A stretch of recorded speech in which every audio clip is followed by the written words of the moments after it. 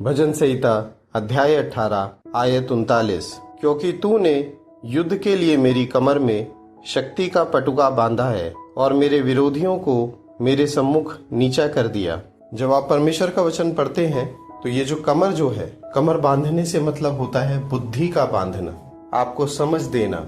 आपको जो सच्ची समझ मिलती है वो सिर्फ और सिर्फ परमेश्वर के वचन से मिलती है, वो कोई भी क्यों ना हो।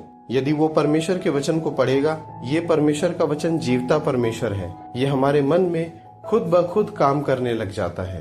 आप खुद से देखेंगे, जैसे जैसे आप परमेश्वर का वचन पढ़ना शुरू करते हैं, आप में बुद्धि खुद जागृत होती है, आप खुद एक समझदार मनुष्य में बदलने लग जाते हैं। जैसे जैसे आप बाइबल को धीमे धीमे समझ करके पढ़ेंगे, आप देखेंगे आपके कार्य करने में, बोलचाल में बदलाव खुद से आने लग जाता है, क्योंकि ये आपकी ओर से नहीं, ये उस जीवते परमेश्वर के वचन की ओर से है जो अब आप में काम करना शुरू कर चुका है।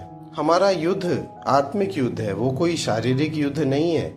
हाथ से मुक्केबाजी करना वो ऐसा युद्ध नहीं, परंतु वो सारे अंधकार की शक्तियों के खिलाफ और ऐसी नेगेटिव सोचों के खिलाफ है जो कि परमेश्वर के वचन के अलग हमको ले जाता है, या फिर हम में ऐसा बना देता है जो हम में ऐसी बातें उत्पन्न करे, घमंड, ईर्ष्या, जलन, इस तरीके की बातें जो परमेश्वर की ओर से नहीं।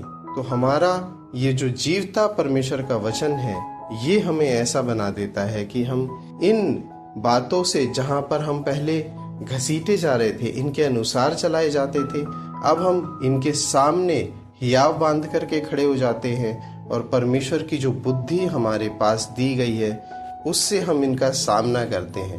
और सबसे बड़ी बात, सबसे बड़ी आशीष जो परमेश्वर कहते हैं वो ये कहते हैं, और मेरे विरोधियों को मेरे सम्मुख नीचा कर दिया। परमेश्वर पहले ही शैतान को सलीब पर हरा चुके हैं, पहले ही वो बीमारियों को सलीब पर हरा चुके हैं। इसलिए हम जब कभी भी कोई नेगेटिव सोच आती है तो हम उसे, परमेश्वर का वचन कहता है कि मैंने तुम्हें अधिकार दिया है कि सांपों और बिच्छुओं पर उनको कुचल देने का। तो हम हर नेगेटिव सोच को पहले ही यीशु मसीह के नाम में आज्ञा से हरा देते हैं। और उसके अलावा जब भी कोई बीमारी आती है तो हमारे पास परमेश्वर ने पहले ही वचन दिया कि उसके कोड़े खाने से मैं चंगा हुआ, उसके मार खाने से मैं चंगा हुआ।